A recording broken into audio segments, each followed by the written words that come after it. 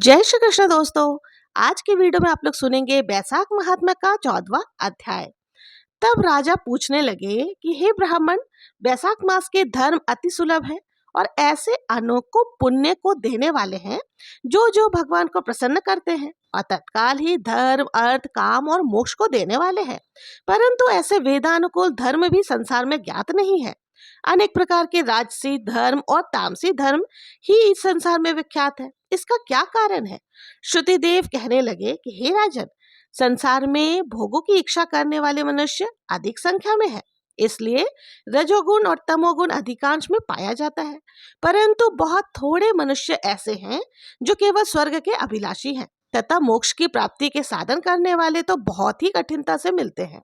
इसलिए राजस और तामसकार अति प्रसिद्ध हैं, किंतु सात्विक धर्म बहुत कम जो कि भगवान को प्रसन्न करने वाले हैं। यह धर्म क्योंकि इच्छा रहित है, इस कारण इसे लौकिक और परलौकिक सुख के साधन होते हैं। वैष्णवी माया से मोहित होकर मनुष्य इसको समझता ही नहीं। जैसे आदित्य के प्राप्त होने पर मनुष्य के मनोरथ पूर्ण होते हैं, परंतु बैसाख मास के सब धर्म सात्विकों के लिए कहे गए हैं और यही सतोगुणियों का धर्म है। इस पर एक पुरातन इतिहास कहता हूँ। इवाक वंश में मृगपुत्र एक बड़ा यशस्वी अक्रोधी ब्राह्मणों का मान करने वाला राजा हुआ है। एक दिन वो शिकार खेलता हुआ वशिष्ठ जी के आश्रम में जा पहुंचा। वहां पर उसने देखा कि आश्रम के मार्ग में वशिष्ठ जी के शिष्यों ने कहीं प्याऊ लगा रखी है, कहीं छाया मंडप बना रखा है, कहीं बावली साफ करवा रहे हैं, कहीं बैठे हुए हैं, लोगों पर पंखे से हवा कर रहे हैं, कहीं सुगंधित वस्तुएं और फल बांट रहे हैं, मध्याह्न के समय छतरी दान कर रहे हैं, संयम काल के समय पीने की वस्तुएं दे रहे हैं, कहीं पान और कहीं कपूर आंखों में लगा रहे हैं। कोई वृक्ष की छाल को स्वच्छ कर उसको ठंडा करके करने के लिए मिट्टी में बिछा रहे हैं, कोई वृक्षों पर झूल रहे हैं। राजा ने उनसे पूछा कि तुम कौन हो और क्या कर रहे हो? तब उन्होंने उत्तर दिया कि हम महर्षि वशिष्ठ के शिष्य हैं और उन्हीं की आज्ञा से बैसाख मास के धर्मों को कर रहे हैं।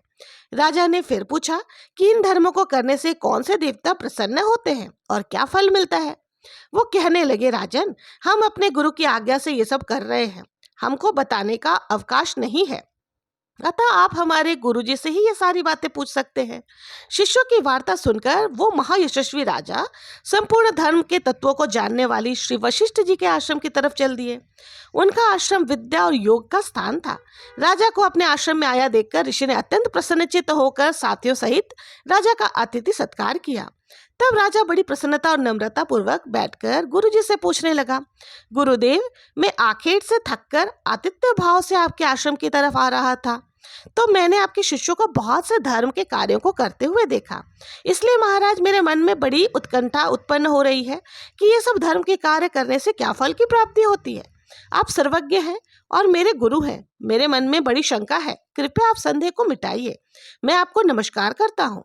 वशिष्ठ जी कहने लगे कि राजा, ऐसा प्रतीत होता है कि तुम्हारे पुण्य फलीभूत हो रहे हैं, जो तुम्हारी बुद्धि भगवान की कथा और उनके धर्म के तत्वों को जानने में लगी है।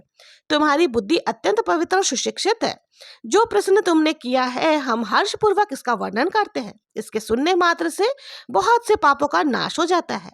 जो सब धर्मों को छोड़कर विषयासक्त हो जाता है, वो भी यदि प्रातःकाल बैसाख का स्नान करे तो भगवान का प्रिय हो जाता है। जिसने धर्म के सब कार्य संगोपांग किए हो किंतु बैसाख का आदर न किया हो तो भगवान उससे दूर ही रहते हैं। जिसने बैसाख मास बिना दान और स्नान के खो दिया, वो इस कर्म से चांडाल योनि में जन्म लेता है। जो बैसाख मास में श्रद्धा से भगवान का थोड़ा भी पूजन करता है, वो उसी से प्रसन्न हो जाते हैं। अधिक धन अधिक परिश्रम वो नहीं देखते। बैसाख मास के धर्म अति सुगम है तथा भगवान को प्रसन्न करने के लिए उनमें श्रम भी थोड़ा और व्यय भी अधिक नहीं करना पड़ता। इसलिए जो बैसाख मास के धर्मों को नहीं करता वो दंडनीय है। इस प्रकार ऋषि ने राजा को सब शास्त्रोक्त बैसाख मास के धर्म समझाए। तब राजा सब धर्मों को सुनकर तथा यथोचित गुरु की पूजा करके अपने घर चला गया और घर पहुंचकर बैसाख मास के सभी धर्म करने लगा। जय जय श्री राधे। 14वां अध्याय समाप्त।